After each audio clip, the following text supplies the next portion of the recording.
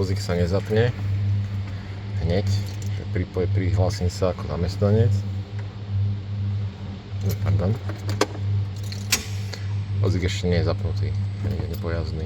Prihlásim sa a namiesto toho, aby sa zapol na telefóne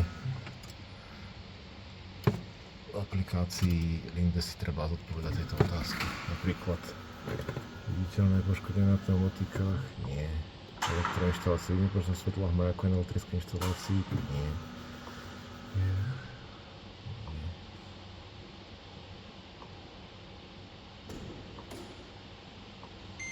Hej, vozík sa teraz zapol.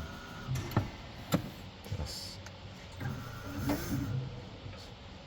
funguje hydraulika, hej. Bez tohto sa vozík nezapne.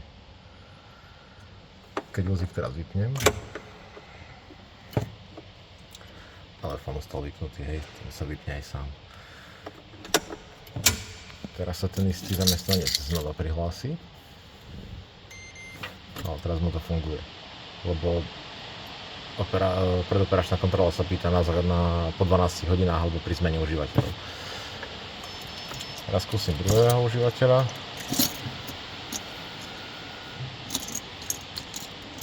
Druhého tu nemám, ale kebyže sa prihlásim pod druhým čipom, tak tá kontrola bude vyžadovaná. Tak, toto je princíp fungovania. Teraz vozík bude fungovať.